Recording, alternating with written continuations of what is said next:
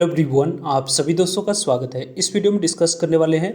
कल दो कंपनी की लिस्टिंग होने जा रही है, शिप रॉकेट लिमिटेड आईपीओ और साथ साथ बिहारी लाल इंजीनियरिंग आईपीओ की। तो इन दोनों कंपनियों की जो लिस्टिंग होने जा रही है उस लिस्टिंग पे क्या स्ट्रेटजी यहाँ पे रहनी चाहिए इस कंपनी में, यदि हम लोग बात करें तो कल के डेट में जो आज और कल 2 दिन आप लोगों को 3 मेन बोर्ड आईपीओ लिस्टिंग हुई है, उसकी जो पॉजिटिव मूव दिख रही है उसकी क्या इम्पैक्ट इन दोनों आईपीओ पे जीएमपी पे दिख रहा है, और expected listing and grey market premium के बाद भी आप लोगों को किस तरीके से कैसी दिख रही है उनके बारे में इस वीडियो में डिटेल्स में बात करने वाले हैं। सो वीडियो को इन तक देखिएगा और ऐसे ही daily IPO grey market premium से जुड़ी अपडेट के लिए चैनल को सब्सक्राइब कर लीजिए। साथ ही कमेंट्स में टेलीग्राम ग्रुप का लिंक दिया गया, वहाँ भी जुड़ सकते हो टाइम पे अपडेट। फर्स्ट आईपीओ की जो ग्रे मार्केट प्रीमियम है यहाँ पे बड़ी बदलाव हम लोगों को दिख रही है, उनके बारे में बात करते हैं। तो बिहारी लाल इंजीनियरिंग आईपीओ की जो ग्रे मार्केट प्रीमियम मॉर्निंग में जो डिस्कस कर रखा था एक 105 रुपीज़ पे, वो आप लोग 121 रुपीज़ पे आ चुकी है, जिसके अकॉर्डिंग इस आईपीओ की जो लिस्टिंग प्राइस निकल कर आ रही है वो आप लोग को 400 यहाँ पे 6 रुपीज़ इस कंपनी की लिस्टिंग प्राइस निकल कर आ रही है, और एक लॉट पे लगभग 43% के पास लिस्टिंग एंड मिलने की चांस बन रही है। और जो पहले यहाँ पे लगभग 5500 के आसपास लिस्टिंग एंड मिलने की चांस बन रही थी, वो यहाँ पे आप लोगों को 6300 के पास इस आईपीओ की ग्रे मार्केट प्रीमियम के अकॉर्डिंग लिस्टिंग एंड बनती हुई दिख रही है। यानी कि आपको आने वाले समय में और ग्रे मार्केट प्रीमियम में मूव यहाँ पे पॉजिटिव इन फ्यूचर दिख सकती है, जो कि यदि हम लोग डिस्कस करें इसके पीछे की वजह जो कि तेज़ी की उनके बारे में बात करते हैं, तो यहाँ पे तेज़ी के पीछे की वजह है कि आपको आज की डेट में जो कल दो मेन बोर्ड आईपीओ, दो ट्रांसमिशन आईपीओ के बारे में बात करें, या मोल बायो डायग्नोस्टिक आईपीओ हो गई, या आप लोगों को मिल्की वेस्ट, यहाँ पे मिल्की वेस्ट जो आईपीओ आज के डेट में लिस्ट हुई है, इन तीनों कंपनियों की लिस्टिंग के बाद पॉजिटिव मूव दिख रही है। उसकी एक्सपेक्टेशन के कारण से बिहारी लाल इंजीनियरिंग आईपीओ की ग्रे मार्केट प्रीमियम में यहाँ पे आप लोगों को पॉजिटिव मूव दिख रही है। उसी तरीके से शिप रॉकेट आईपीओ के बारे में बात करें तो शिप रॉकेट आईपीओ की जो ग्रे मार्केट प्रीमियम आज के डेट में यहाँ पे जो मॉर्निंग में हम लोगों ने देखा था उसमें क्या कुछ बदलाव दिख रही है उनके बारे में बात करें, तो यहाँ पे मॉर्निंग में जो इसके grey market premium ship rocket IPO को हम लोगों ने देखा था उसमें आप लोगों को 34 रुपीज़ के अराउंड ही आपको कारोबार करते हुए दिख रही है, क्योंकि इस आईपीओ में ज़्यादातर आप लोगों को फ्री फ्लोट हम लोग को नहीं दिख रही है। इसके कारण से भी इस आईपीओ की ग्रे मार्केट प्रीमियम 34 रुपीज़ के अराउंड काम कर रही है। लगभग यहाँ पे इस आईपीओ के अकॉर्डिंग आपको 131 रुपीज़ लिस्टिंग प्राइस, 34% के पास लिस्टिंग मिलने की चांस बन रही है। लगभग 5236 रुपीज़ के पास इस आईपीओ के अकॉर्डिंग ग्रे मार्केट प्रीमियम के अकॉर्डिंग लिस्टिंग इन इस आईपीओ में बनती हुई दिख रही है। दोनों आईपीओ की ग्रे मार्केट प्रीमियम के अकॉर्डिंग डिस्कस करें तो यहाँ पे आप लोगों को एक्सपेक्टेशन से कहीं ज़्यादा अच्छे लिस्टिंग इन मिलने की चांस बन रही है। यदि मार्केट में किसी भी तरीके की कोई बड़ी करेक्शन नहीं आती है तो यहाँ पे आप लोगों को रिकॉर्ड लिस्टिंग इन दोनों आईपीओ में हम लोगों को दिख सकती है, जिसके बारे में टाइम पे आप लोग सभी अपडेट मिलते रहेंगे। वैसे तो इन दोनों आईपीओ के बारे में बात करें, first of all ship rocket IPO के बारे में बात करते हैं। तो शिप रॉकेट आईपीओ की जो इशू साइज हम लोगों को दिखी थी, इसमें आप लोगों को 1618 करोड़ की इशू साइज में से 10% तक ही शेयर रिटेलर्स को एलोकेट किया गया है। यहाँ पे नंबर ऑफ रिटेलर्स काफ़ी कम रहने वाले हैं, उनके द्वारा जितनी भी लिस्टिंग मिलेगा वो फर्स्ट कुछ ही मिनट में यहाँ पे सेल करने की प्लानिंग को देखेंगे। उनके द्वारा जो सेलिंग प्रेशर जो आएगी वो पूरी तरीके से ऑपरेटर्स यदि यहाँ पे ऑब्जर्व कर लेते हैं तो इस कंपनी में कल के डेट में ही अच्छी मूव दिख सकती है। इसकी चांस ज़्यादा बन रही है, क्योंकि ये कंपनी लॉस मेकिंग कंपनी है। पर्सनली आप मुझसे पूछोगे तो इस कंपनी को लॉन्ग टर्म के लिए अभी मैं नहीं देख रहा हूँ, क्योंकि टर्म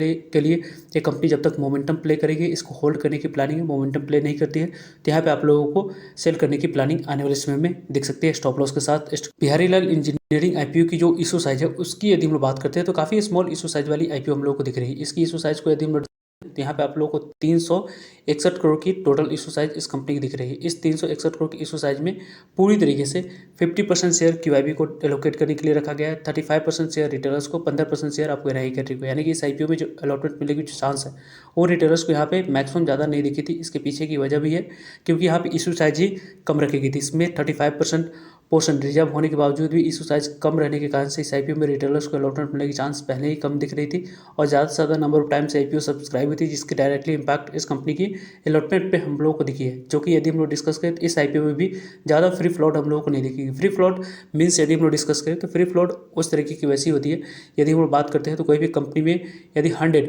इक्विटी ऑफ शेयर है और उसमें आप लोगों को मार्केट में जो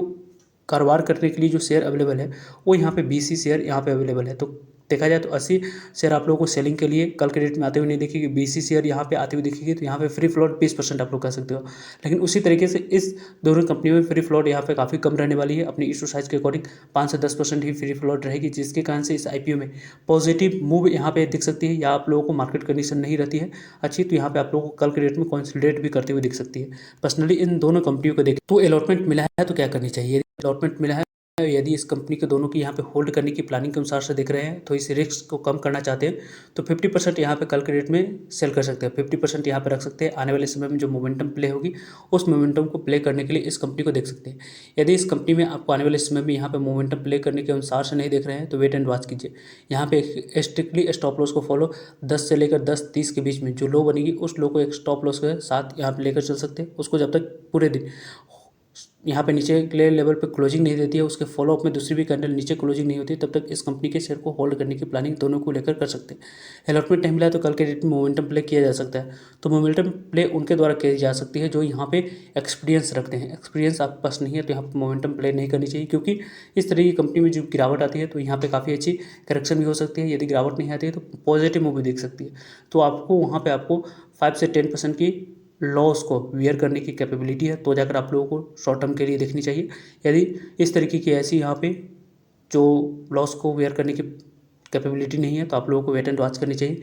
कंसोलिडेशन या करेक्शन आती है तो वहाँ पे आप लोग बाइंग अपॉर्चुनिटी देख सकते हो। इन दोनों कंपनियों में से लॉन्ग टर्म के लिए बारे में बात करते हैं तो लॉन्ग टर्म के लिए बिहारी लाल इंजीनियरिंग आईपीओ यहाँ पे दिख रही है, और शिप रॉकेट आईपीओ के बारे में बात करते हैं तो उस तरीके की वैसे यहाँ पे आप लोगों को लॉन्ग टर्म की मोमेंटम के अकॉर्डिंग हम लोग को नहीं दिख रहा है। वैसे भी यदि हम लोग डिस्कस करें तो लिस्टिंग डेन की बात करते हैं तो शिप रॉकेट आईपीओ में लिस्टिंग डेन यदि आप लोगों को मिल रहा है तो यहाँ पर लेकर निकल जाने की यदि प्लानिंग के अनुसार से देख रहे हैं तो यहाँ पे कुछ 75% तक के लेकर प्लानिंग कर सकते हैं, 25% छोड़ सकते हैं। यदि मोमेंटम 1 से 2 दिनों में आएगी तो उसको यहाँ पे प्ले करके इस कंपनी से एग्जिट करने की प्लानिंग कर सकते हैं। यदि आप लोग मोमेंटम प्ले करने की प्लानिंग नहीं कर रहे तो वेट एंड वॉच कीजिए। इसमें आप लोगों को स्ट्रिक्टली स्टॉप लॉस को फॉलो कीजिएगा। वैसे इन दोनों कंपनियों के बारे में बात करते हैं तो कल के डेट में इन दोनों कंपनियों में अच्छे लिस्टिंग मिलने की चांस पूरी तरीके से इसलिए भी बन रही है क्योंकि दोनों धूट ट्रांसमिशन आईपीओ के बारे में बात करें या हम लोग मोल बायोडायग्नोस्टिक आईपीओ की उनकी बात करते हैं तो वहाँ पे आप लोगों को पॉजिटिव मूव काफ़ी अच्छी दिखी है, जिसकी यहाँ पे डायरेक्टली इम्पैक्ट कल के डेट पे लिस्टिंग पे दिखेगी। साथ साथ कई सारे आईपीओ की मेन बोर्ड आईपीओ की grey market premium positive move दिख रही है, मार्केट की कंडीशन अच्छी नहीं होने के बावजूद भी। तो आपको इन दोनों कंपनियों के रिगार्डिंग बात करें तो यहाँ पर आप लोगों को अच्छी मूव की एक्सपेक्टेशन के अकॉर्डिंग मैं इन दोनों कंपनियों को देख रहा हूँ। पर्सनली यहाँ पे कल के डेट पे मॉर्निंग में किसी भी तरीके की कोई और ग्रे मार्केट प्रीमियम बदलाव आती है तो वीडियो के माध्यम से आप लोगों तक अपडेट पहुँच जाएगी। फर्दर जो भी डाउट क्वेरी रहती है उसके बारे में कमेंट्स करके आप पूछ सकते हो, ताकि आप लोगों को जो भी इन्फॉर्मेशन होगी वो टाइम टू टाइम इस चैनल पर आप लोगों को मिलते रहेगी। सो जुड़ रहिएगा ताकि आप लोगों तक अपडेट पहुँच पाए। वैसे इन दोनों कंपनी के बारे में आप लोगों की क्या ओपिनियन है, किस तरीके से कैसे आप लोग इस दोनों कंपनियों में लिस्टिंग डे स्ट्रेटजी को इम्प्लीमेंट करने की प्लानिंग करें, या आप लोग इस कंपनी में अप्लाई किया था अलॉटमेंट आप लोगों को मिली है तो क्या इस कंपनी के शेयर को होल्ड करने की प्लानिंग है या सेल करने की प्लानिंग है, कमेंट्स के बता सकते हैं, ताकि कल के डेट में जो मॉर्निंग में आएगी उन सभी कमेंट्स को देखकर एक ओवरव्यू मिलाकर यहाँ पे स्ट्रेटजी के बारे में जो इंपॉर्टेंट लगेगा उसके बारे में डिस्कस करा जाएगा। सो मिलता है एक नई इन्फॉर्मेटिव वीडियो में, तब तक के लिए जय हिंद जय भारत।